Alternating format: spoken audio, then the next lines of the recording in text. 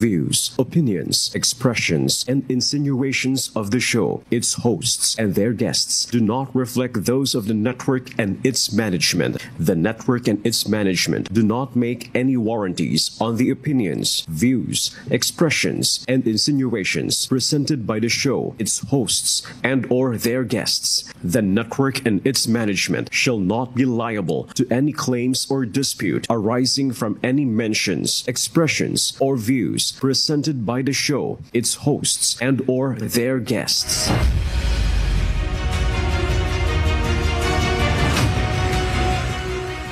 Magandang tanghali po sa ating mga kasambahay. Narito ang programang nakahandang tumugon sa inyong mga hinaing, reklamo at sumbong na naaayon sa itinakda ng batas. Dito lang sa direktang sumbungan ng bayan, sumbong nyo, aksyon agad.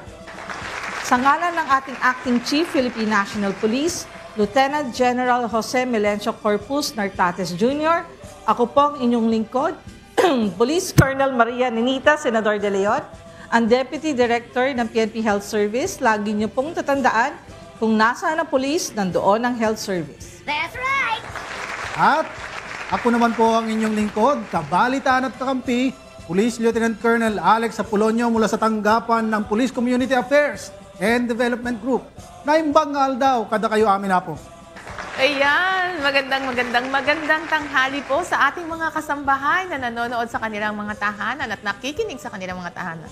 Gayon din, mas isang matikas na tanghali din sa ating mga matitikas na host ngayon, Ma'am Net, Sir Apolonio, Sir Attorney. Muli po ako po ang inyong lingkod, Police Major Vivian Reyes from DPCR. Ako naman po ang inyong panyerong pulis para sa araw na to, Attorney Edgar B. Cuanan Jr., magbibigay po ng legal na gabay at legal na advice. Okay, dumako na po tayo agad sa nag-iisang direktang sumbungan ng bayan. Mga problema ay tutugunan. Mga hinaing nyo'y aaksyonan. Rectang Connect, aksyon agad! Kasali ka dyan, manalig ka lang, at lahat ng mga pagsubok ay ating malaman. Biktima naman di umano ng panggugoyo ng kanyang katransaksyon na pinagpapagawaan ng sidecar. Bago umano ang ipinangako, ngunit lumalabas na iba ang ikinabit. Para sa detalye, nasa kabilang linya po si Mr. Gerald Tadeo from San Manuel, Pangasinan. Sir Tadeo, Sir Gerald. Mr. Gerald. Hello po, magandang hapon po. Magandang hapon po sa inyo. Pakikwento yung inyong inirereklamong kaso. Ito po, January 4 po sir, nagpagawa po kami ng sidecar po dun sa kay Iran's Metal Craft Bodies Manufacturing po sa Urdaneta, sa Anonas, Urdaneta City po, worth of 52,500 po. Tapos in-cash po namin po yun sir. Tapos ang sabi niya po 2 months tapos na.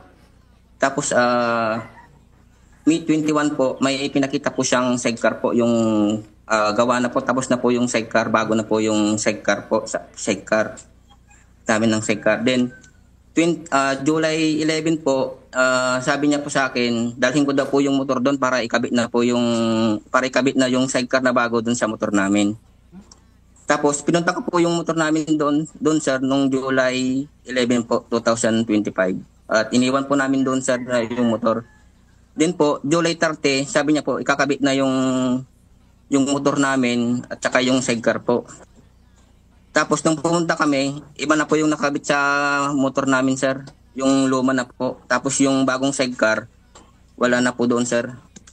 Abay, bakit? Tapos, ang tinutukoy mo ay sidecar na pampasada. Sidecar sa motor sir, na pampasada. Tama po ba? Opo, sir. Yan. Okay. At naging luma na yung ikinabit. Hindi na yung pinagawa mo. Opo, sir. Luma na po. Okay. Hindi na po, sir. Okay. Anong nangyari? Nag-usap ba kayo? Oo, nag-usap po kami, sir. Bali, bumalik pa ako dun na. Ay, nung July 30 po, sir, inuwi ko na po yung motor namin, sir. Inuwi ko na po. Kasi pinatanggal ko na dun sa lumang sidecar. Kasi inuwi ko na po, sir. Kasi iba na yung nakakabit doon. Kasi tapos yung bagong sidecar, wala na po doon. Hindi ko alam kung saan na po nilagay. Okay, tapos sa puntong po, yon, meron ba kayo o nagkaroon ba kayo ng kasunduan? Opo sir, sabi niya, sir, nagkasundo kami nung bago kami mag-dual nung January 4 siya, 2 months matatapos niya, sabi niya sir. Tapos nung ulit sir, sabi niya, July 30, ikakabit na yung sidecar mo na bago, sabi niya sir. Yun nga sir, bumalik kami doon ng July 30, iba na yung nakakabit sir, yung luma na po. Hindi na po yung bago yung nakakabit sir. Pero nakita niyo pa po yung bagong sidecar na ikakabit, tama po? Nakita niyo yung Nung July bago? 30 po ma'am, nung July 30 po ma'am, wala na po doon yung sidecar ma'am. Pero yung bago po, nakita ninyo? Yung supposedly na ikakabit? Wala na po doon ma'am yung bago po. Wala na. Opo ma'am, wala na po yun ma'am. Talagang luma na sir. Nung July 30 po. At nung kinuha mo na yung unit mo, yung motor mo, I mean, nagkausap man lang ba kayo o nagkaroon man lang ba kayo ng unawaan? Napapalitan Hindi niya na po, yung sir. sidecar Hindi na- o wala na kayong pag-uusap? Wala na kayong naging pag-uusap? Wala na po sir. Balik ko na lang po doon, July 6 po. July 6 na po ako, August 6 na po ako bumalik doon sa kanila sir. Okay, anong sinabi niya nung August 6? Ang sabi niya po sir, pakibalik na lang po yung pera ko kasi hindi naman natupad yung usapan natin, sabi ko sir. At pumayag naman siya? O pumayag sir. Tapos sir, balik gumawa po siya ng memorandum agreement po namin sir. Siya po yung nagsulat sir. Sa madalit salita, meron na kayong mahigit 1 buwan. Buhat nung huling kayo ay Oo, sir. nag-uusap na sinabi niyang babayaran niya yung pera mo. Naibalik ba? O sir, wala pa sir hanggang ngayon po. Wala pa kasi nandito siya. Mr. Gerald, yung pong sidecar na yon, nung pinagawa niyo yung motor, nakakabit na yung sidecar niyo. Wala Hindi pa. ma'am, andun pa po yung ma'am, bago po. Hindi pa po kinakabit. Ang Basta andun nagpagawa lang- kayo ng bagong sidecar para sa inyong motor. Yun po ma'am, pero nung pagbalik ko po noon ma'am, July 30 bumalik ka para ikabit na natin. Sabi niya po ma'am, pumunta na po ako noong July 30 po, iba na po yung nakakabit po, yung luma na po yung nakakabit. Tapos yung bago po, wala na po do. May luma kayo na sidecar na nakabit sa motor, wala.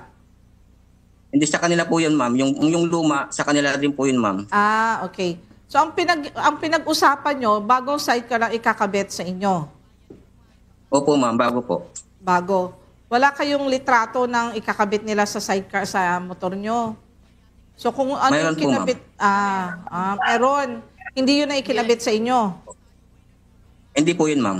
Okay. Ano na pong ginawa nyo sa reklamo nyo? Kayo po ba'y lumapit na sa police dyan? Nag-file na po kayo? Nagpadala na po ba kayo sa kanya ng sulat na dapat siya magbayad? O may kasulatan kayo na siya ay magbabayad sa inyo?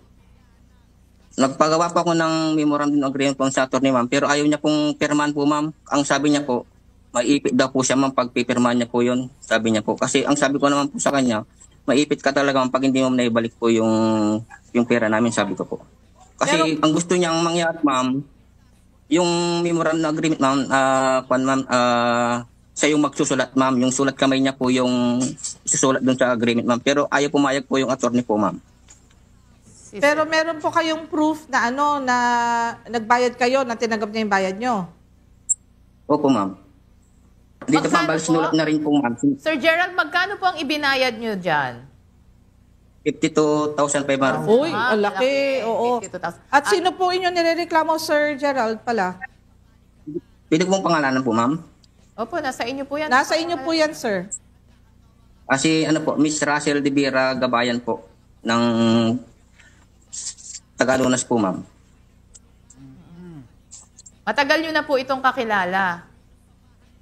Hindi po ma'am, bago lang po. Kasi ma'am, nung nagpunta kami po doon ma'am, para magpagawa ng sidecar, hinarang niya po kasi kami ma'am kasi dapat iba pa kami magpagawa ng sidecar po.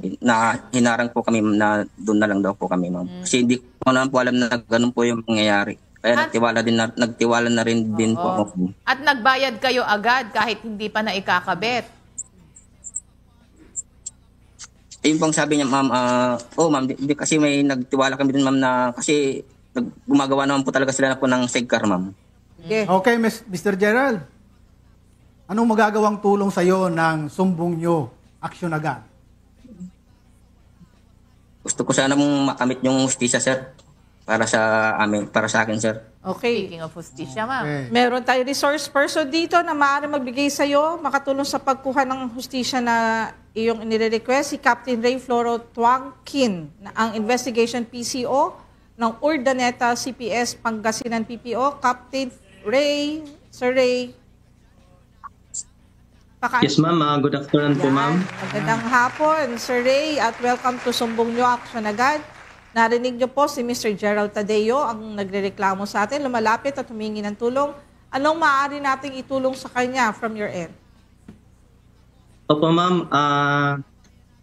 Gusto po naming makausap actually si Sir Gerald Tadeo, ma'am, dito sa aming tanggapan para makuha po ang kanyang salaysay regarding po dito sa kanyang inirereklamo po na laban kay Ma'am Racel de Vera Gabayan po dito sa Barangay Anonas, Urdaneta. At bukas po, ma'am, actually na kausap ko na po siya kanina na kasi schedule po, ma'am, ng day off po niya, ma'am, bukas. Kaya i-schedule po namin siya, ma'am, para makuha po ng kanyang complaint affidavit. Noong August 8 po kasi, ma'am, na pumunta siya dito sa aming tanggapan dito sa Urdaneta ay ang tanging sadya lang po niya, ma'am, ay magpa-record ng kanyang statement for record purposes. At yun po ay nalaman ko rin po sa kanya kanina na yun talaga daw po ang sadya niya sa aming tanggapan.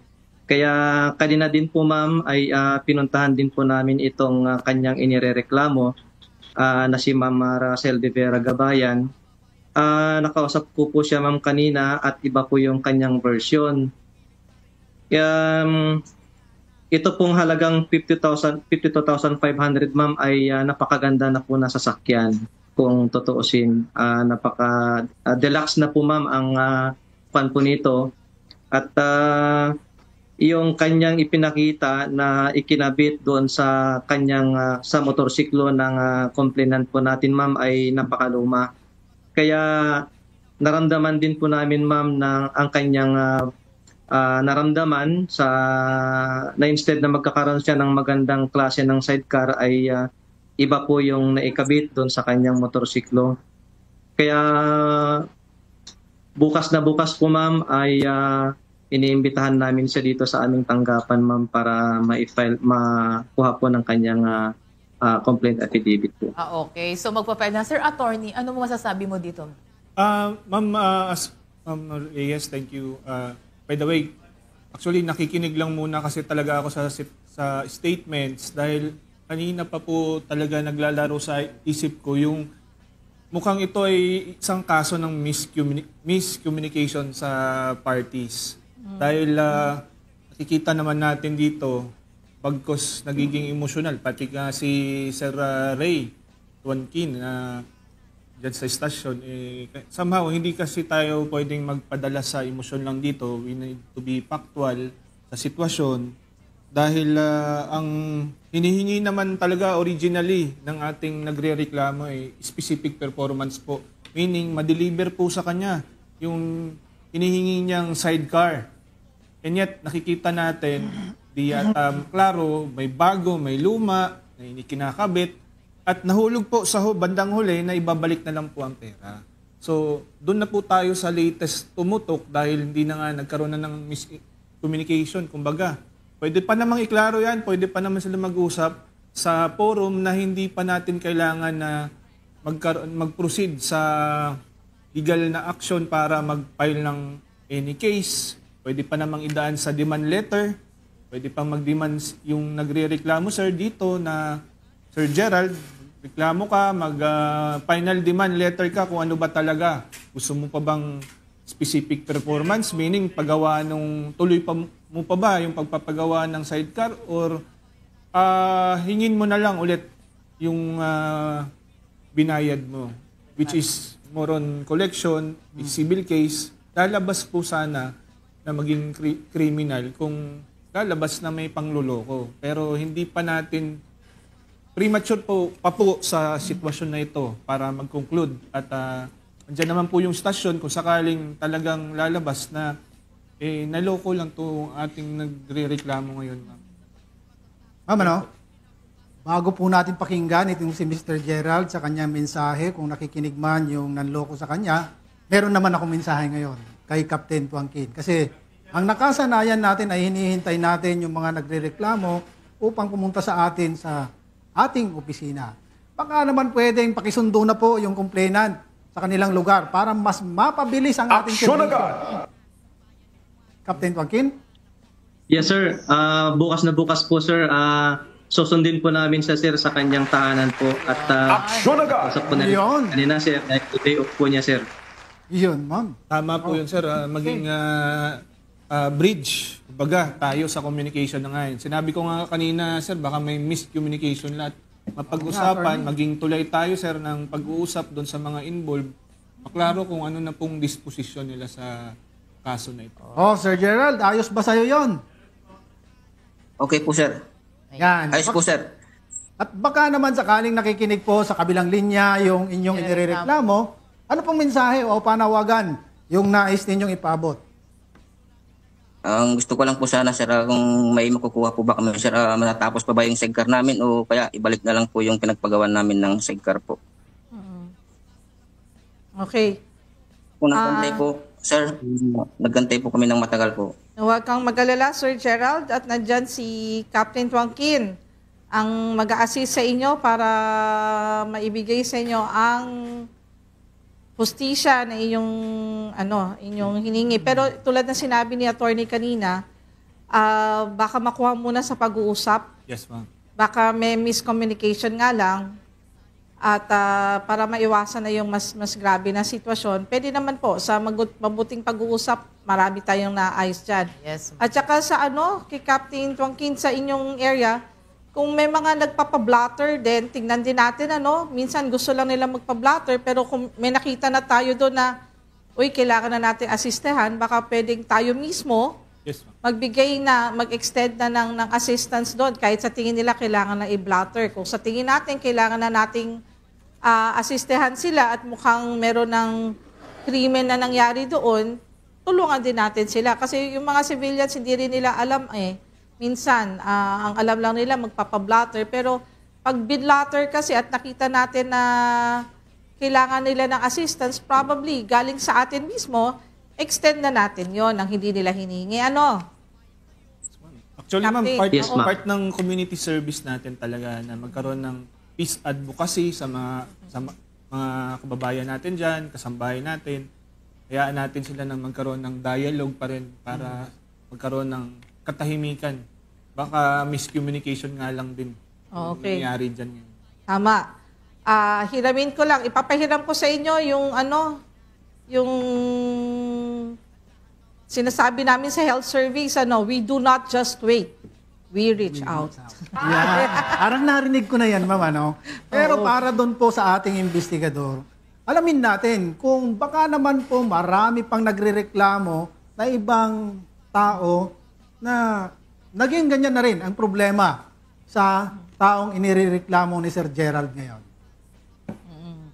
Okay? Ma'am Net? Maraming salamat po sa pagtitiwala sa ating programa at sa inyong pambansang pulisya. Sir Gerald Tadeo, huwag kang mag-alala. Si Captain Ray Tuangkin na ang mag-assist sa iyo. At Captain Tuangkin, kindly provide us with your action videos, photos, and result of your investigation. Okay? Maraming salamat, Captain Ray at kay Sir Gerald. Yan. Ma'am, magpapasalamat lang po, ma'am. Sige po. Ma'am po, magpapasalamat pala ako sa sumbong niyo action agad at inaksyonan po agad po yung aking reklamo. At kay Police Captain Tuangkin po, nagpapasalamat din pa ako sa agarang action po ng police station po. Nakagiti na si Sir Gerald. At bukas susunduin ka nila. Ayan, Okay. sige, magtuloy-tuloy po tayo sa susunod na sumbong. Biniling property, hindi umano nabayaran ng 3 taon.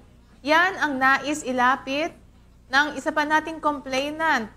upang makahingi ng legal na payo at malaman ang kaukulang aksyon na maaari nilang gawin laban sa kanilang inirereklamo. Kasama po natin ngayon sa studio si Mr. Aziz Umpa Amer from San Juan City, Metro Manila. Ayan. Sir Aziz, pwede po ba pakikwento nyo nga po ng maikli ito pong inirereklamo ninyo? Pakikwento po. Kailangan ko po na tulong na itong problema namin sa DPWH na kailangan na mabayaran nila kagad. Kasi So, matagal na Sir Aziz, ang inirereklamo nyo po ay? yung sa DPWH kasi matagal na eh. DPWH. Oo, hindi nila binabayaran eh. May tao po ba sa DPWH na inireklamo nyo? Wala, basta yung nakatira doon. DPWH po talaga ang gusto nyong ireklamo. Nandyan sa papers, nakapirma sila lahat. Sige po, ano po ba nangyari? Paano po ba ito nag-umpisa? Yung lupa namin na pinataywan ng DPWH ng pumping station, yung lang po. Saan po ito lupa na to? Dito sa Progreso, sa San Juan. Sa San Juan mismo? Opo. Aha. At nilagyan nila ng pumping station. Pumping station. Parang inano nila, nirentahan nila. Hindi, walang Yung renta lupa. eh. Kailangan na babayaran nila yan. Kung hindi nila babayaran, ipa-close ko yan. Yung pumping station. O, yung Meron pumping po ba station. kayong kasulatan? Mayroon na, dyan. Mayroon paano dyan. ba yun, attorney, pag gano'n? Pagka-DPWH. Nandyan. Ano yun, nirerentahan nila yung Wala lupa? silang renta eh. Hindi, ano po ang usapan nyo ng Wala rin, DPWH? bigla sila nagpatayo ng pumping station eh. Siguro ma'am, linawin natin yung mga Nandyan sa papers na yan. background natin ma'am. Sir Aziz, Opo. yung property po na tinayuan ng government facility ngayon, dahil minimension mo si DPWH, Opo. probably government talaga yan. Opo.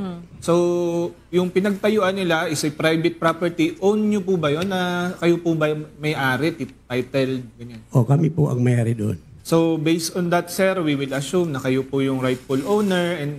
But, nevertheless po, yung ganyang sitwasyon na mayroon pong government project na naitayo sa private property, bago po umusad yan, para sa public awareness naman po, nagbabayad po ang gobyerno ng just compensation na tinatawag.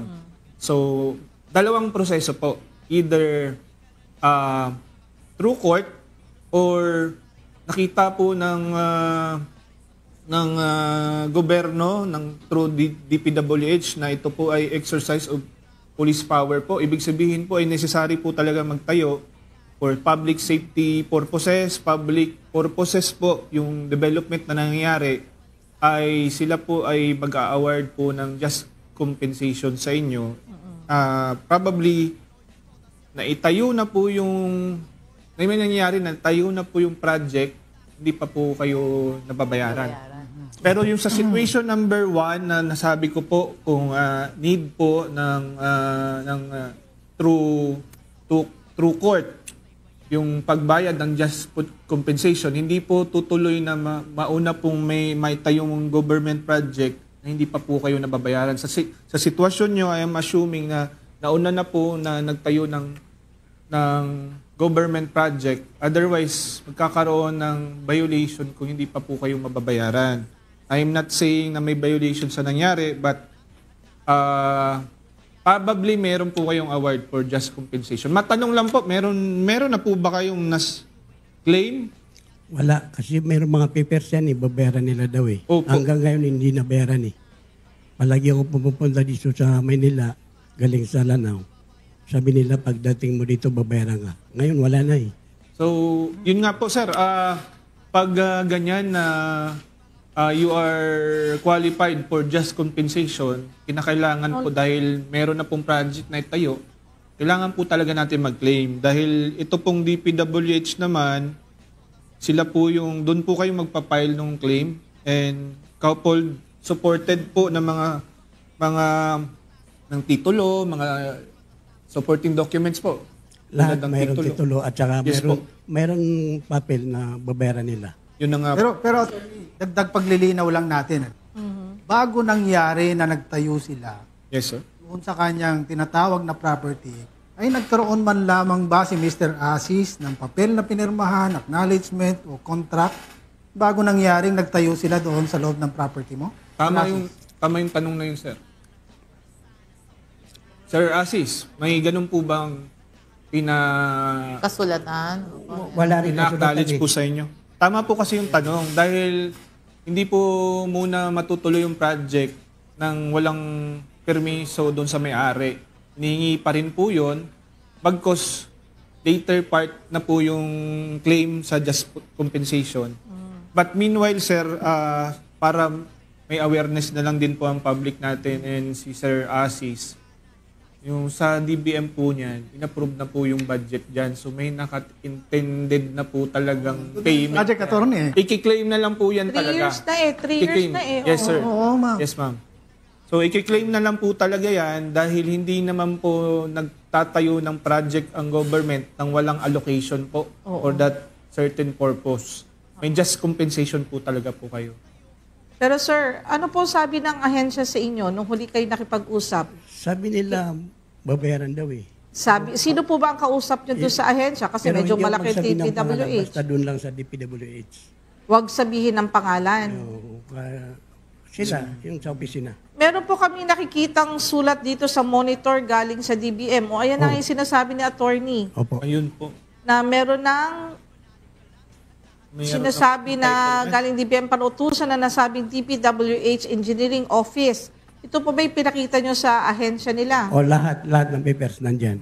Yung galing Kailan sa pa DBM. po ba itong acknowledgement na ito? Kasi ibig sabihin, inalaw na ni DBM na bayaran kayo for just compensation. Kailan po ba ito? Bago lang yan eh, bago. Naipakita nyo na po ba doon? O nandun sa DPWH yung lahat. Pina-receive nyo na po ito? Opo. So anong sabi nila? Sabi nila maghintay ka. Pero hanggang ngayon wala eh. Maghintay lang. So, 3 taon na nag-aantay, ma'am, si Sir Hindi, Asis. bago lang daw to eh. Ang mga dokumento naman pala, ito pong mga dokumento ito ay galing sa mismong ahensya, ay naka-address talaga po sa inyo as claimants and representative. Ay, ibig po sabihin, ikaw talaga ang legal na claimant in behalf of the owner according sa mga dokumento na ibinigay sa iyo. Ibig sabihin po, Tama. ikaw talaga ang representative noon. Opo. Huwag po kayo mag-alala. Tama-tama nandito si Chief Complaint Referral at ikaw po ay properly na-endorse din sa nasabing ahensya. Tama ba ito? Gagawan po namin kayo na referral para maalalayan po namin kayo, sir. Samahan natin, Opo. sir. Pero kung Sasamahan. Hindi na po namin kayo sasamahan sapagkat nandito na sa harap ninyo si Complaint Referral. Andito na. Oo nga po. Sasamahan kayo ni Chief Referral mismo. Nakikita naman po natin, sir, base sa mga dinala nyo pong dokumento na kayo po talaga ang awardee dito. Siguro ang hinihingi na lang ni DPWH para sa claim is yung mga other supporting documents. Tulad yung nasabi nyo po, meron na po kayong titulo. Actually, hinihingi rin po nila yung mga updated payment of tax, ganyan, property tax, and may conveyance kasi sa government yan, ma'am. So, transfer niya na sa gobyerno yan. So, yung mga ganun ay binabayaran po dahil yung just compensation, may tax din po yan. Oo, may tax niyan. Pero bago niya isara, kasi sabi ni Sir Asis kanina, pag hindi pa siya mabayaran, ano po Ipa-close ko yun eh. Ipa-close mo. Kukunin ko ang Pumping station. Pumping station. Kukunin ko. Tag-ulan pa naman ngayon, sir, sa San Juan. Mahirap po yan. So, huwag kayong mag-alala. Nandito ang Chief Complaints. Opo. Sasamahan kayo ni Sir Apple. Opo. Asikasuhin na po natin. Asikasuhin nila at saka si Atty. Kuwanan. Dahil Yes po, asikasuhin na po natin dahil yung mga ganyan pa namang claim, meron din po yung reglementary period minsan na ano rin. Kaya nga, sir, Buwan ng panahon yung sana dapat natanggap niya na. pero nakita natin sa DBM, kailan po ito lumabas? Hindi ko masyado mabasa. Anong sa date DBM? ng DBM na awarded sa kanya na pwede na siyang sinasabi na babayaran na siya? Oo, dahil meron naman. Nakakapagtaka lang kasi, ma'am, di ba, ma'am? Oo. 3 taon 3 years. na nag-aantay. Oo, Ma'am Ano Vivian. kaya ang pwedeng Tapos- maging reason bakit naman hindi pa siya nababayaran? Tingnan natin yung konting detalye na tinatanong Oo niyo nga kanina. yung- Paki-close up po sa monitor. Kasi nung minention ni Direct March 10. March Bago 10. lang. Okay. 2025. Bago lang. Ito po ba ipinadala na natin sa DPWH? Oo, nandun dyan nila. Actually, alam ni Mr. Asis kung sino, pero ayaw niya lang Pangalan. wag lang daw pangalanan. Pero sa maraming salamat Mr. Asis sa tiwala sa aming programa sa Pambansang Pulisya ng Pilipinas. Ngayon, andito kami, tututukan natin ito, no, DPWH ulit. Hindi naman sa nakiuso tayo doon. Nagkataon lang po talaga na ngayon lang kami nilipas. Naging ghost yung kanyang... Naalala mo, ma'am, Kasi kahapon nanonood ako ng ng Congress. yung Senate hearing po, Okay. DPWH yan oo. Nagkataon naman may complainant tayo na DPWH din po ang kanyang pina-complain. Nagkataon lang po yun. Siguro naman si Mr. Asis, ma'am, safe na rin yan. Safe na makiklaim mo na rin yung award for just compensation dahil nga, actually, sa pinadala mong dokumento dito, sir, lumalabas naman na talagang ma-award po yan sa inyo. At andyan po yung ating ARTA at kung may delay, ay pwede po nating masok yan. Sa ARTA law. Okay, malupit yan. Okay. Yung ARTA na yan, Sir Attorney. Okay, Mr. Asis, meron po ba kayong message sa DPWH? Bago namin kayo, Maraming salamat sa DPW, sa DBM. Kasi doon ako naghingi ng tulong ikaw na rin palang kumuha ang pumunta doon. Opo. Ako ang pumunta doon. Okay, 3 Kailangan taon. mababayaran ng DPWH. Basta nasa reglementary period Pero palagay ko po naman, ang DPWH ay iiwas sa mga ganitong sitwasyon na tutulungan ka ng PNP po, Mr. Asis, ha? Opo. Maraming salamat muli sa pagtitiwala mo sa PNP at sa aming programa. Maraming salamat po. Sir Asis. At wag daw. Nagkataon lang, ha? Hindi naman natin sinasadya. Pero kahapon kasi yun ang pinapanood ko. Yun yung usapin. Yun ang Kahapon. usapin. Parang napanood ko rin yan, Tapos ito kasi ay sa San Juan, medyo, syempre, lahat, Metro Manila ito, binabahan tayo. At mga kasambahay, wala pong magdi-disconnect at magbabalik ang sumbong nyo, action agad. Alam nyo ba na hindi lang surgery ang solusyon para sa prostate cancer? Ngayon, may advanced treatment option na tayong tinatawag na stereotactic body radiotherapy or SBRT.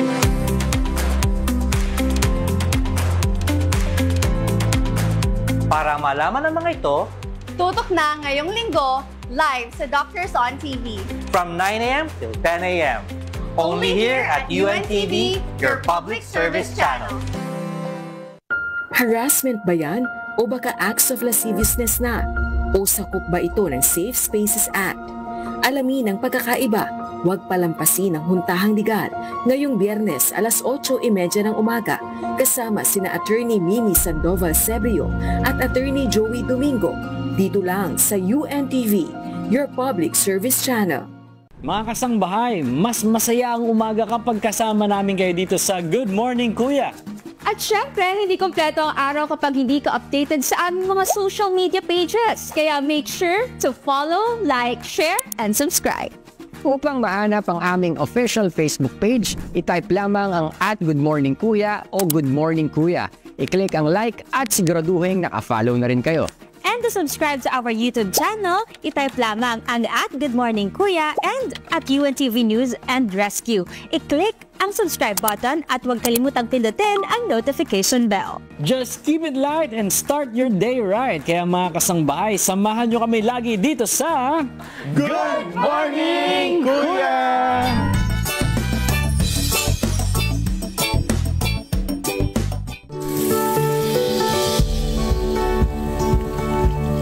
Medical science teaches us the importance of washing our hands before eating to avoid various diseases caused by bacteria and viruses. Did you know that it was already written in the Bible that the man who touched the dead is unclean and must clean before doing anything? This was mentioned in Numbers chapter 19 verses 11 to 12. Make it a habit to read and learn more about the Holy Scriptures.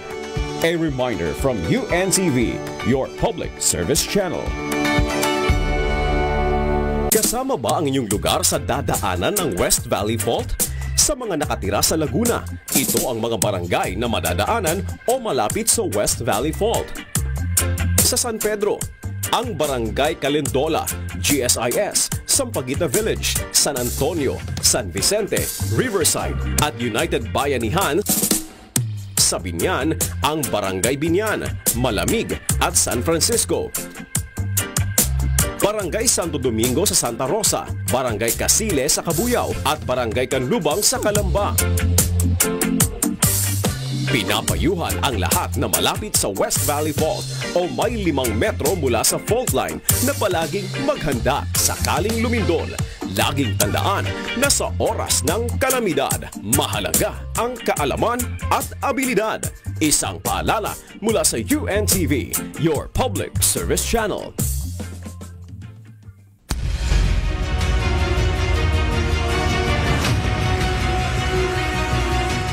At nagbabalik po ang Sumbong Nyo, Aksyon Agad. Sa pagdagsa ng maraming mga sumbong na idinudulog sa ating programa, ganoon din po mithiin nating tugunan ang bawat sumbong na kanilang dinudulog. At para sa ating action update number 1, alleged theft. Nanakaw na cellphone mula sa kanilang tahanan na kalaunan ay natagpuan sa isang sanlaan. Yan ang inilapit ni Ms. Shane Alison C. ng Caloocan City sa ating programa kamakailan, na agara naman natugunan at nasolusyonan. Para sa karagdagang detalye, nasa kabilang linya po ang ating nagrereklamo si Ms. Shane Alison C. ng Caloocan City. Ma'am Shane, magandang hapon po and welcome sa Sumbong Nyo, Aksyon Agad. Ma'am Shane? Interviewin natin si Ma'am Shane. Yan. Magandang hapon po. Magandang hapon po. Ano na po naging update sa naging reklamo nyo? Yung cellphone po, nakuha ko naman na po agad. Yan. Buti. Ayan. Ano na po nangyari nung nakuha nyo, ma'am? Paano nyo nakuha? Isang araw lang po namin nakuha. Pagkat nakuha na po namin agad, na-action na po naman agad siya. Nang isang araw lang po. So, Ma'am Shane, ilang araw nawala sa inyo yung cellphone? Isang buwan po. At least, after a month, naibalik po sa inyo. Kamusta naman po? Ano nang papakiramdam, Ma'am Shane? Masaya na po kasi parang nawalan po ako ng tinig kasi mahal din po kasi yung cellphone, kaya okay po ako. Anong cellphone po ito, Ma'am Shane? iPhone 15 po. iPhone pa. Ma'am Shane, yung mga naka-store sa iPhone nyo, hindi naman po nawala. Nawala po lahat, yun lang po. Talagang dinelete pala yun naman ang nakakalungkot doon, ma'am, kapag cellphone mo, nawalan ng mga memories akala ko pag iPhone. So, nung nakuha mo, wala nang laman. Wala na po, kasi hindi ko na rin po makanik yung iCloud ko po talaga. Pati mga pictures na wala? Lahat po. Lahat talaga. Ibig sabihin, ni-reformat, sir, bago sinanla. Oo. Parang pina-reformat, sir, bago na to. Anyway, ang importante, nakuha nyo po uli yung cellphone ninyo. Ma'am Shane, baka meron po kayong nais pasalamatan, yung mga nakatulong po sa inyo. Siyempre, si SNAA kagad yan. Nagpapasalamat po ako sa Substation 7 ng Valenzuela and sa action din po na kasi nakuha po agad yung cellphone ko po ng isang araw lang. Like, nagreklamo lang po kami ng saglitan lang po, nag-reply na rin po agad sila. Tapos, tinawagan na po agad kami. Yun lang po. Ma'am Shayna, thank you po. Ito po, from 1 to 10. From 1 to 10 pala. Sorry. Yes, sir. Maaari mo bang bigyan ng puntos ang serbisyo ng Sumbong Nyo, Aksyon Agad? 10 po. Wow. Talaga naman, sir. Salamat. Salamat. Okay, salamat. Wala pong bola. 10 po kasi na-actionan po talaga agad. Yung pag-ano po namin, mayroon na po agad na pulis na parang kotse po para ako sa bahay. Para papuntahin po ako agad doon. Para kasi i-assist na po sa cellphone. Ayon kay Ma'am Shane, simula nung isinumbong niya, one day lang, magitan, nakuha na niya agad yung cellphone. Aksyon agad! Action agad. At syempre, 10 din po siguro sa Valenzuela, Station 7. At dala-dala niya, sinamahan siya hanggang doon, hanggang pag-file ng kaso, hanggang pagbawi. Maraming salamat sa Station 7 ng Valenzuela. Nasa na ba ang aking camera? Sabi ko nga. Ayun, halos nasabi na niya, sir. Nasabi na niya kung ano ang masasabi niya dun sa mga pulis na tumulong sa kanya. Yan. So, Nag-evolve talaga yung practices natin, ano? at very thankful naman siya, sir, dahil mabilis yung tugon ng kapulisan sa kanyang inilapit. Sir. At cellphone yun, sir. iPhone. At iPhone 15 iPhone pa. 15 Oo, mahirap yan. Tsaka Ma'am Shane, alam mo, yung simpleng pasasalamat, nakakataba ng puso ng mga kapulisan, lalo po kami sumisipag niyan araw-araw. At ma'am, bago po natin pakawalan si Ma'am Shane, pakawalan, akala mo nakakulong nito. Ma'am Shane, bago ka namin bitawan, ibig ko po sabihin, baka po may mensahe ka po sa mga kasambahay natin na nanonood ngayon, mga nais lumapit sa ating programa at humingi ng tulong. Sige po. Mag-iingat po kayo lagi. Huwag po kayong magtitiwala kung kani-kanino. Yun lang po. Oo. Lesson learned. Huwag basta magtiwala. Maraming salamat po, Ma'am Shane. At maraming salamat po muli sa inyong pagtitiwala sa ating programa at sa inyong pambansang pulisya. Thank you po. Yan. Sir, nakakatuwa naman kapag ganyan na meron tayong... Nakakataba ng puso. Yes, meron tayong ibinabalita na na-aksyonan, na lumapit sa atin tapos na-aksyonan. Kaya nga, mabilis na na-aksyonan and it makes us proud also. Hindi lang na nandito tayo sa harap ng camera, kundi maging yung ating mga kasamahan sa serbisyo ay ganun din ang ginagawa nila. Yes. Kasi dahil mabilis tayo, kumontak sa kanila, mabilis din silang gumalaw doon, hanggang sa Station 7. Maraming salamat, Station 7 ng Valenzuela. You make us proud. Thumbs up para sa Station 7. Okay, tuloy-tuloy po tayo sa ating sumbungan. 8 buwang balanse ng pagkakautang sa hindi umano'y binili nitong laundry shop. 8 buwan na balance sa laundry shop. Dagdag pa ng biktima, inilapit umano ng lokasyon ng nakabili ang naturang negosyo kaya hindi na niya ito matagpuan. Para magbigyang linaw pa tayo dito sa nirereklamo na to, tawagin po natin si Mr. Nico Del Rosario ng Batasan Hills, Quezon City. Sir Nico? Sir Nico? Hello po, good afternoon po. Sir Nico, pakikwento nyo nga po itong inirereklamo ninyo. Paano po nangyari? Hello po. Bali po, nagbenta po ako ng laundry shop. Bali, operational po yun sa Sampaloc, Manila. Located po sa Barangay 532, Sampaloc, Manila, yung laundry shop na binenta ko. So, yung nakabili po is ang nakabili po ng laundry shop ko is yung owner ng isa pang laundry shop sa kabilang street, which is dun sa Barangay 525, Sampaloc, Manila. So since meron po siyang laundry shop, parang tiwala naman po ako na magiging okay yung transaction namin. Okay. So yun, tapos bali, nung na-turn over ko na po sa kanya yung laundry shop, bali po yun, July 16, 2023, na-turn over ko po sa kanya yung buong laundry shop. Bali, after 2 months, sinabihan niya ako na i-transfer niya yung buong laundry shop sa ibang lugar, which is to sa Marikina po. Marikina niya kasi hindi naman po magkalapit po kasi yung dalawa niyang laundry shop, so hindi naman pwede po yun. So, Sir Nico, lipat yung... Sa madalit salita, nung maglipat siya, hindi mo na siya mahanap at hindi mo na rin siya masingil. Tama po ba? Hindi naman po. Bali, nung nilipat po niya, parang mga 5 buwan, nakakapagbayad naman po siya ng medyo okay. Although may mga delay or may mga kulang, nakakapagbayad naman po siya. Magkano po ba Sir Nico, magkano nyo ibinenta sa kanya? Bali po yung total contract price po is 700,000 po. At magkano na po ang nabayaran niya? Hindi ko po sure, pero parang wala pa pong 150,000, parang ganun po. Ha? Malaki pa. Wala pang 50,000 yung naibigay sa'yo. Wala pang 150,000, apo. Wala pang 150. Opo, so sabihin natin, humigit kumulang. Humigit kumulang 150 ang naibigay sa'yo. So may balance pa siya. At matagal na niya tong hindi nababayaran. Hindi po nababayaran. Opo. Pero kailan kayo huling nagkita? Hindi po kami nagkikita sa nagchat lang po kami. Ang huling kita lang po namin is nung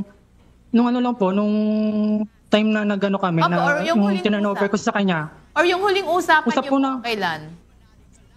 Sa chat lang po kami nung February. February 2025. Tagal na, sir. May deed of sale ba kayo, Sir Nico? Bali, contract to sell po. Wala pa po yung deed of sale. Contract to sell na pa lang po. Okay. So, notaryo naman to, notarized. Opo. Pero kung tatawagan niyo po siya, natatawagan pa. Natatawagan naman po, tapos kumbaga hindi naman niya kaplinak sa Facebook. May message ko pa rin siya. Pero hindi po siya sumasagot. Hindi po siya. Panded ba lang po? Wala po. Wala Parang nasi-sin zone ka po. Pero pag tinawagan po, hindi niya po magre-ring pero hindi niya po kayo sasagutin. Opo. Pwede ba natin malaman, Sir Nico, na-mention ba niya? Sino po ba ang ating nirereklamo? Sabi ko na lang po, Dom Alapris. Dom Alapris. Alapris ang pangalan po. Opo. Pero, Sir Nico, hindi pa rin niya kayo nababayaran. Huli kayo nabayaran Pebrero pa. Opo. Tapos bukod pa po yung mga kulang niya noong 2024, marami pa po siyang mga hindi nabayarang months, saka penalties. Opo, ma'am. At curious lang ako, ma'am. So, ano na nangyari doon sa laundry shop? Yun nga po kasi diba po nilipat niya sa Marikina. Tapos nung time po na hindi na po siya, parang 2 months po siyang hindi nakapagbayad, 2 consecutive months. Kasi yun po yung nasa contract namin. Kapag hindi siya nakapagbayad ng 2 consecutive months, is pwede kong bawiin yung laundry shop. Opo. So nung time na hindi siya nakapagbayad ng 2 consecutive months po, pinuntahan ko po yung laundry shop sa Marikina.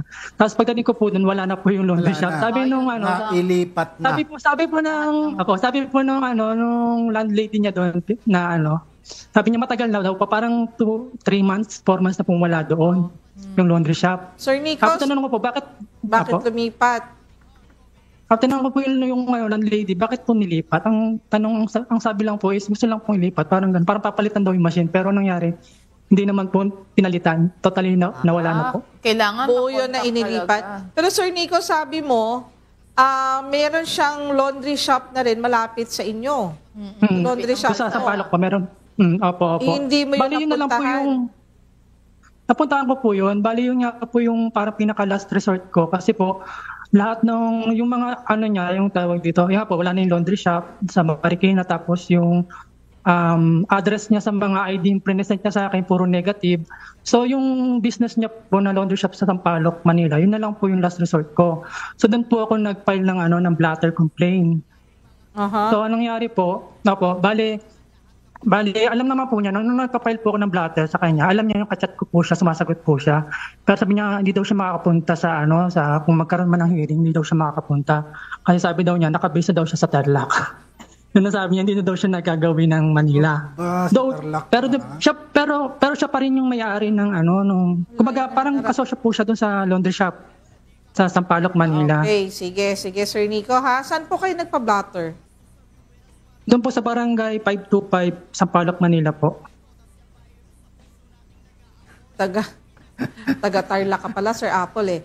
Okay, tingnan natin Kaya ma'am, tama yung nilapitan niya. Sumbong nyo. Aksyon agad. Okay, meron po tayong resource person para kay Sir Nico. Maaaring makatulong. Si Major Mardonio S. Abuda, ang Chief Station Investigation Detection and Management Branch ng MPD. Major Abuda. Unang-una po ma'am, bumabati po ako sa lahat ng staff po ng sumbong nyo aksyon agad na Rectang Connect po. Magandang tanghali po sa inyo lahat. Sa pamumuno po ng aming station commander na si Police Lieutenant Colonel Jobeng Iron Puser. Ito po reklamo niya po. Nakausap po na po si Sir Nico, sir. Pinuntahan po namin yung barangay na sinasabi niya sa barangay 525 po. Unang-una po, noong February 15 po, una po sila nagkausap ni Kagawad de Rosario po. Tapos po, nireklamo niya po itong sinasabi niya sa laundry shop po, sir. Ending araw po doon na doon po gumagawi. Pero based po doon sa pag-uusap namin kanina kay Kagawad de Rosario po, si Ma'am Kagawad de Rosario po, iso muna po nila yung laundry shop na sinasabi ni Sir Nico. Kahit hindi po umaten yan, basta po iset nila yung date ng report nila sa barangay para po after 3 consecutive po na hindi umaten tong si alias Dominic Alapris, pwede po natin tong pailan ng kaso. Basta umatin lang po si sir, pumunta po rito sa Police Station 3 po, i-address po natin siya sa barangay para po ipatawag po kung kailan po yung first hearing po nila, ma'am. So basta umattend sa barangay, kahit hindi umattend yung nirereklamo, na-mention na niya, Dominic Afris? Yes, ma'am. Afris po. Alafris. Dominic Alafris. Paano ba nalilipat ang laundry shop? Yung mga gamit. Mga gamit po siguro. Yung mga gamit, medyo may kamahalan din yun eh. Mga washing machine po. Dryer, malalaki yan pag laundry shop. Yes, ma'am. Okay. So, sa kailan ang unang hearing nila? Sasamahan mo siya bukas? Ma'am, ganito po. Dumalog po siya rito sa tanggapan namin sa Police Station 4 po. I-assist po namin siya sa barangay. Tapos po kung kailan po yung i-date po ng barangay 525 po. I-assist po namin siya yung araw na yon. At the same time po, yung pulis na nakakasakop ng sector po, ma'am, update po namin yung laundry shop na po na meron po silang hearing. Tutulungan na rin natin siya doon. So talagang i-assist naman talaga pala nila, ma'am, kapag nagkaroon na ng schedule yung hearing. O kasi barangay din muna talaga Totoo, ma'am. So 3 hearing na hindi niya enatinan. Pwede na mag-file.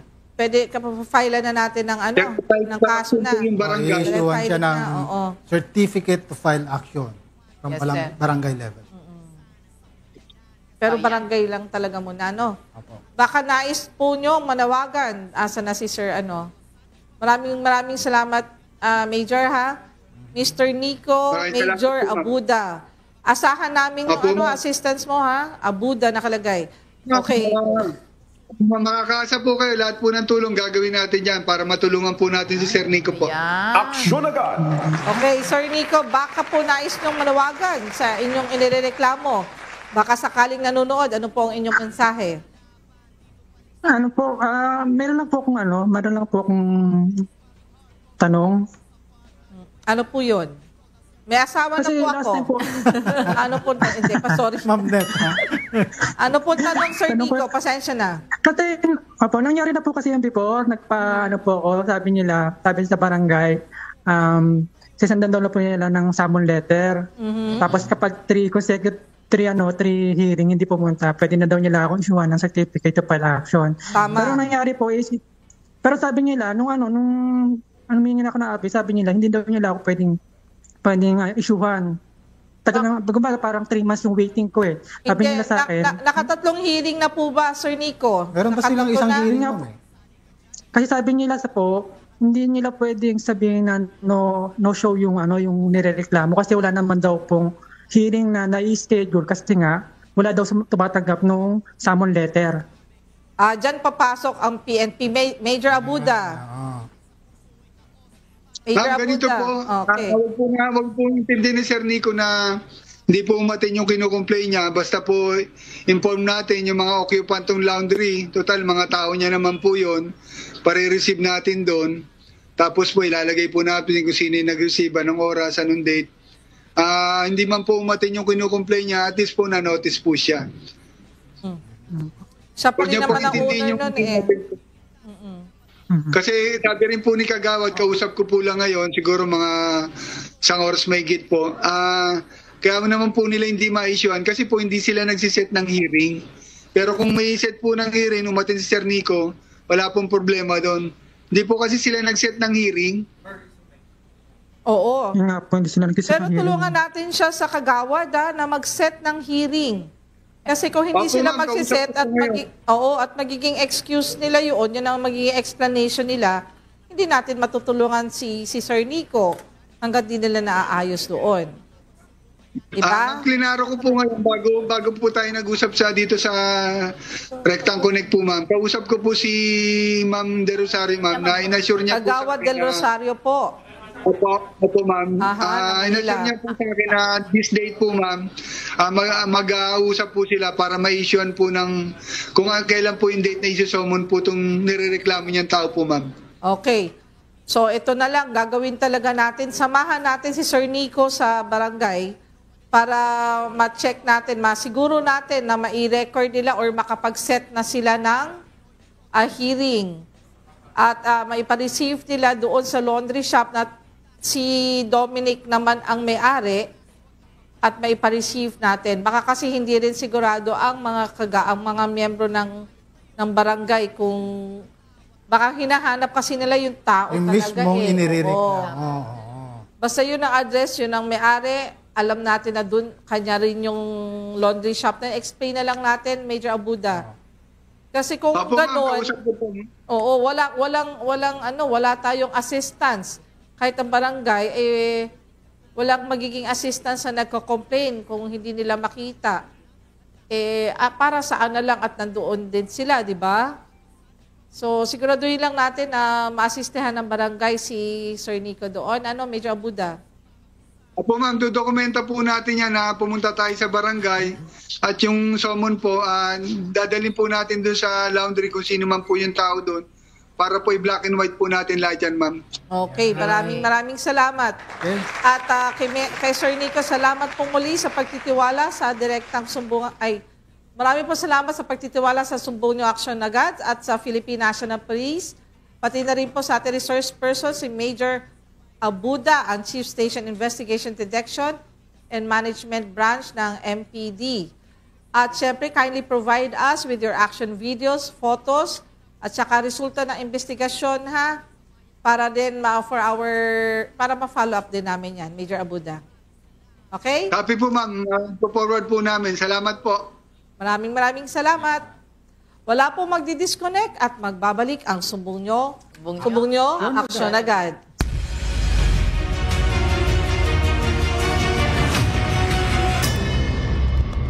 Panibagong hamon, pinatibay pang dedikasyon, serbisyo publikong maasahan anumang panahon, sandigan ng Diyos sa paghahatid ng katotohanan. Ito ang balita para sa bayan at sa buong mundo.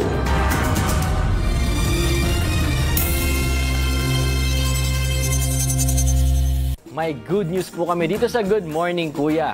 Meron na pong permanent location ng MCGI Clinic na pwede niyong puntahan. Bukas po ito sa lahat ng nangangailangan ng serbisyong medikal, anuman ang inyong lahi, relihiyon o katayuan sa buhay. Matatagpuan po ang MCGI Clinic sa 141 E. Rodriguez Avenue, Marikina City.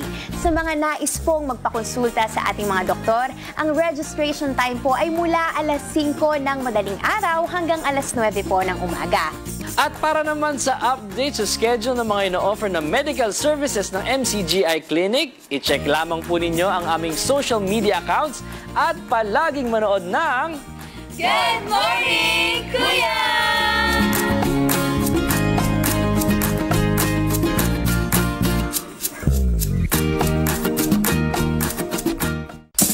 Kasama ba ang inyong lugar sa dadaanan ng West Valley Fault?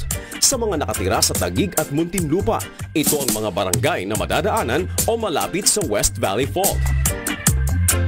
Sa Taguig City, Bagong Bayan, Bagong Tanyag, Upper Bikutan, Central Bikutan, Lower Bikutan, Maharlika Village, Pinagsama, North Signal Village, Central Signal Village, South Signal Village, Ususan at South Daang Hari. Sa Muntinlupa City, Alabang, Bayanan, Buli, Kupang, Poblasyon, Putatan, Sukat at Tunasan. Pinapayuhan ang lahat na malapit sa West Valley Fault o may 5 metro mula sa fault line na palaging maghanda sakaling lumindol. Laging tandaan na sa oras ng kalamidad, mahalaga ang kaalaman at abilidad. Isang paalala mula sa UNTV, your public service channel. Ants are evidently one of the most hard-working insects. Researchers observed that an average worker ant rests for as little as 5 hours. But long before scientific studies figured this out, the Bible acknowledged these tiny creatures and gave us this wise advice. In Proverbs chapter 6 verse 6 it says, "Go to the ant, thou sluggard, consider her ways and be wise." The Bible also pointed out how we can learn from ants in preparing ahead of time, as is stated from Proverbs chapter 30 verse 25. The ants are a people not strong, yet they prepare their meat in the summer. Learn more about ants from the most informative book of all time, This is UNTV, reminding you to make it a habit to read the Bible.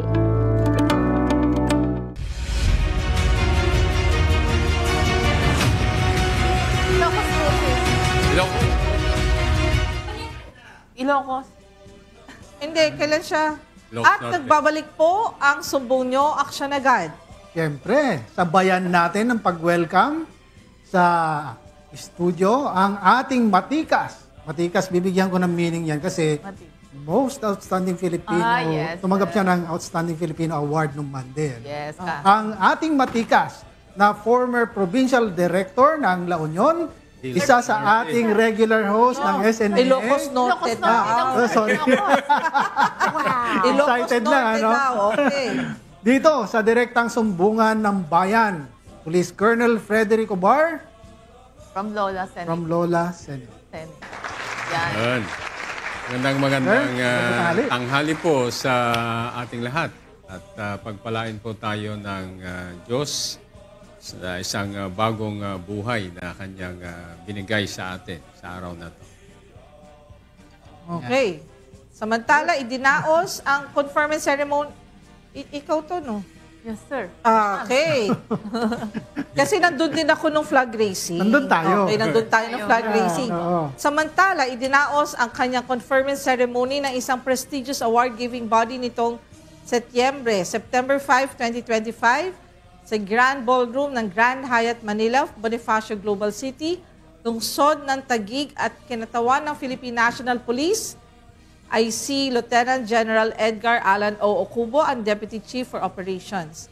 Ang award-giving body na ito ang nag-organisa ng nasabing okasyon upang parangalan ang 10 natatang individual mula sa hanay ng militar, pulisya at edukasyon. At bilang isa sa mga tagapagbigay ng parangal para sa mga natatanging pulis, nakibahagi si Police Lieutenant General Ocubo sa pagkilala ng mga huwarang membro ng kapulisan na ang dedikasyon, integridad at paninindigan ay sumasalamin sa pinakamataas na pamantayan ng paglilingkod sa bayan. Congratulations po to the outstanding Filipino police officer. At syempre, para sa Senior Police Commission Officer category, nakuha po ni Siyempre. Dito ko. Nakakit ba tayo? Dito ko. Kay Okay. Colonel Frederick Obar ng Directorate for Plans, ang prestihiyosong award. Ginawaran din siya ng medalya ng katanging gawa sa katatapos na flag racing ceremony ngayong kaninang Lunes na umaga. Ang Lunes yan, ma'am, ha? Sa Kampong Ramay. Nasungkit naman ni Major Elmira Relox of PRO Bangsamoro, Autonomous Region, ang kaparehong parangal sa Junior Police Commissioned Officer category at sa Police Non-Commissioned Officer category, si Police Master Sergeant Ivan A. Velasco of Police Security and Protection Group naman ang pinalad na makakuha ng parangal. Ayun. Kaya, sir, congratulations po. Pero, sir, ang unang-unang gusto kong itanong ay, sir, ano ang pakiramdam? Yeah. Well, Speechless. Speechless na. Well, of course, ang unang-unang pakiramdam ko dyan ay yung mga tao na naging nakasama ko sa unit, sa RSTU-3, sa Ilocos Norte, sa Anti-Kidnapping Group, and all the other units na pinanggalingan ko. I was able to honor them. Tama. Kasi marami tayong makasama na tahimik lang, nagtatrabaho. There were even people who died in police operations that we conducted. At nung una, ayoko namang isulat yan yung sarili ko kasi parang parang self-serving. But then later I realized, dapat pala isulat mo para yung mga ginawa ng mga tao na nagsakripisyo, yung mga tao na nagpakabayani, ay ma-recognize. So that's number one. Number two, of course, ma-recognize din yung sacrifices ng mga family natin na iniiwan natin. In the course of doing our duty. No? doing our mandate. Kasi napaka-importante na ma-recognize natin sila to give them honor. With all those, there were times na iwanan mo sila, alam mong bumabagyo, but you have to perform your duty as police officer. Correct ka dyan, sir. Oo, diba? Tama yan. Diba? Pinakamahirap na parte sa pamilya. So you are saving other people and yet you cannot even save your family. Totoo. Kasi kailangan mo iwan. Wala ka. Nasa ibang lugar ka para magserbisyo sa mas nakakarami. Then ang pinaka-worst niyan is yung mga tropa natin na namamatay. And yet, of course, hindi naman ganun kalaki rin yung matatanggap natin. And lastly, isang pasasalamat din to sa kabutihan ng Diyos. Actually, this is the most important thing that I realize. Pasalamat ka sa Diyos. At part ng pagpapasalamat mo sa Diyos, isulat mo yan para makilala anong ginawa o malaman ng tao, ano bang ginawa ng Diyos sa buhay mo all throughout your career as a police officer. And that, yun yung naisip ko nung time na sinusulat namin yung pang-award na write-up namin. Okay. Sir, sabi palagi kasi nung Sir, doon. Sorry. Sir, ito napag-alaman ko na noong mga previous na taon, ito ay merong kaukulang parang prize doon sa mga... Magkano? Oo. Kasi parang merong gustong gumaya kay Sir Frederick. Yes, sir. Pinapatanong niya, sir, kung magkano daw ang prize sa pagiging outstanding officer, Filipino. Pwede ba i-announce yan? Baka naman. Pwede naman, i-announce natin. Naka-announce naman sa Oo. Actually, hindi naman sekreto yan. So there's a monetary napawawa ko kagad reward. Yung sagot. May monetary reward naman yan na 1 million. Bawat isa yun. Bawat isa. Bawat isa yan. Okay? So, walang tax yun, sir. Tax fee. That is from Rotary and Metrobank. Okay. Ayan. Sir, medyo kinakapos na po tayo sa oras, no? Bilang panghuli, ano po yung naging outstanding best practice nyo sa Ilocos Norte na naging dahilan naman ng pagkapanalo nyo? Unahin ko muna siguro yung best practice namin sa RSTU 3 when it was COVID period. When I was in UN mission sa East Timor, meron kaming ginagamit doon na learning platform, yung virtual learning system nila. And sabi ko, bakit hindi natin ginagawa ito sa Pilipinas? Mabuti na lang doon sa batch ng OGT ko during that time, mayroong mga ITMS recruits. Then, magagaling to 10. Ngayon, mga opisyal na sila ngayon. So, ginather ko sila and then I shared them my thoughts. Sabi ko, ito ang gusto kong gawin. At nireplicate ninyo. Yes. Kung ano yung ginagawa namin sa UN noon, yun yung ginawa nilang program. Okay. Tapos sa Ilocos Norte naman? Sa Ilocos Norte naman, it's more of yung bridging service between the police and the community. So, kailangan mo ng community talaga for you to be more efficient sa iyong trabaho bilang police. You can be effective, but you're not efficient. Yes. Kaya yun, sir, ang nagpanalo sa inyo. Dahil efficient na kayo, effective pa kayo. Yeah. Okay. Oo. At syempre, talagang pinalakihan pa nila para mabasa ko raw. Sana maramdaman namin dito sa studio yung pa-blowout mo. Congratulations, sir! Pero kidding aside, maraming tao o kapulisan ang proud sa inyong tatlo. Yes. At congratulations ulit. Yan. Okay. Congratulations po.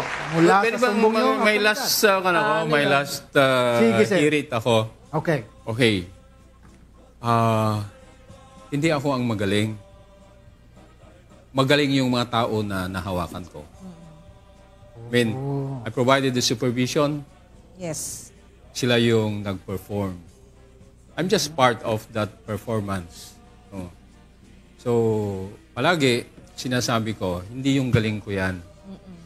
Magagaling yung tao ko. At the same time, at pinaka-importante, napakagaling ng Diyos ko. Yan. That I agree. Talagang walang magaling na leader kundi magaling yung mga staff. Yes. At syempre tutulungan ka niyan eh. Pero with your guidance, alam mo yon, and supervision, tama yung yung galing nila, nagamit nila sa tamang direksyon. Yeah. Paglaki ko, ma'am, gagayahin ko siya. Ang galing mo, paglaki mo. talaga, lalaki ka pa.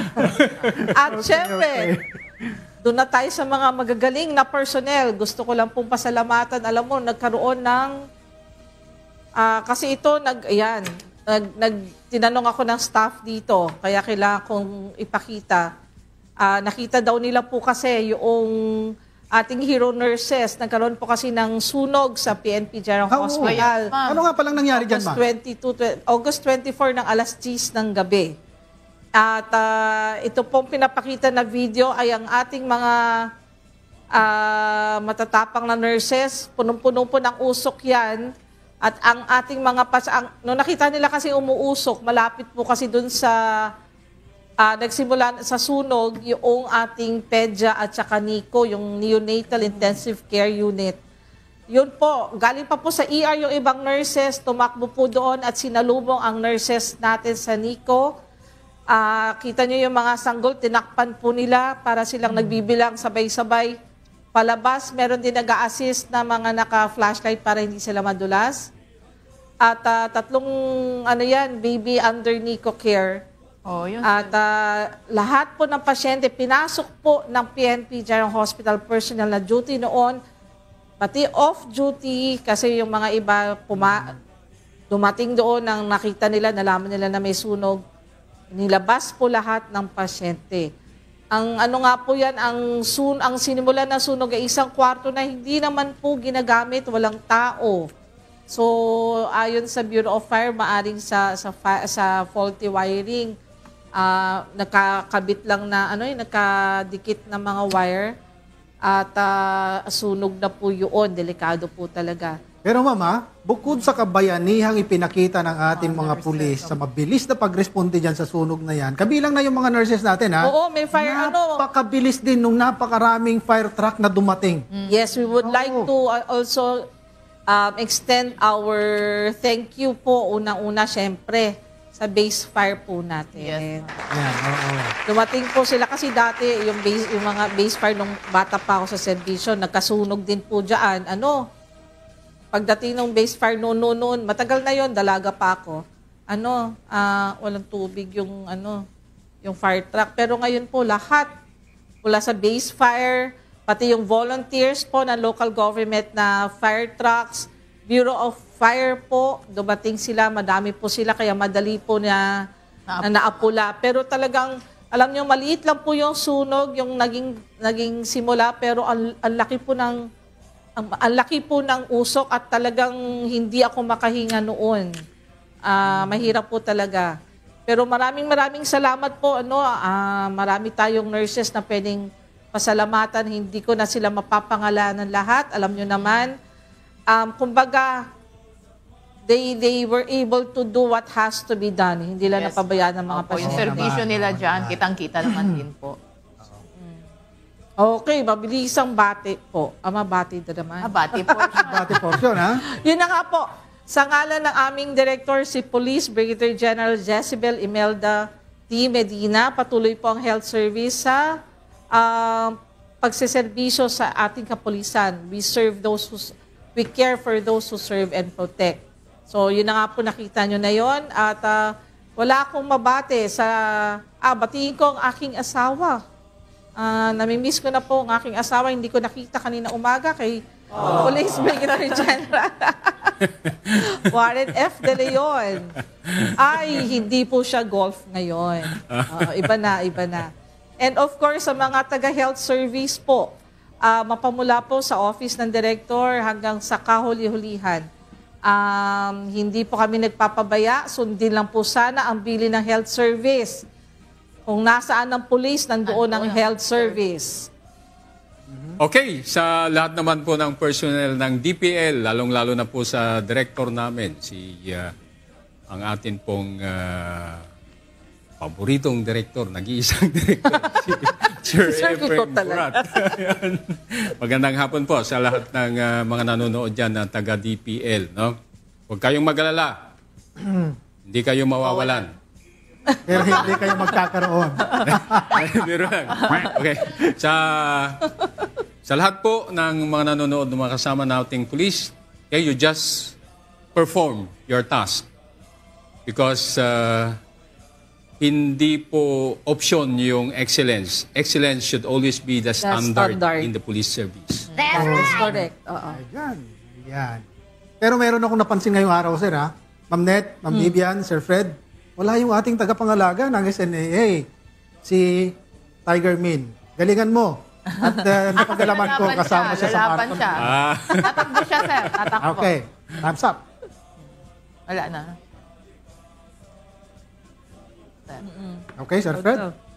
Okay, mga kasambahay, bago po tayo magtapos, mabuti po na sa kabuuan ng ating maghapon ay mayroon tayong gabay mula sa banal na kasulatan at para po sa ating The Word mula sa Psalms chapter 1 verse 46.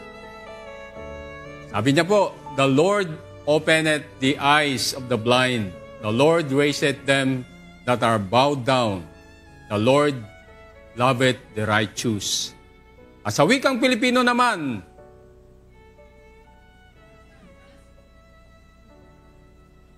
idinidilat ng Panginoon ang mga mata ng bulag. Binabangon ng Panginoon ang mga nasusubsob. Iniibig ng Panginoon ang mga matuwid. Mga sangbahay, gumawa po tayo ng mabuti sa lahat. Paghariin natin sa ating mga puso ang tunay na kahulugan ng salitang pag-ibig. Okay, muli, ako po ang inyong lingkod, Police Colonel Maria Nenita Senador de Leon. God willing, magkita-kita po tayo muli bukas dito sa Direktang Sumbungan ng Bayan. Sumbong nyo, aksyon agad. Sa bagong Pilipinas, ang gusto ng pulis, ligtas ka. Kami sa UNTV, Diyos ang aming sandigan, serbisyo publiko ang aming pinahahalagaan. Isang ligtas na araw po sa ating lahat.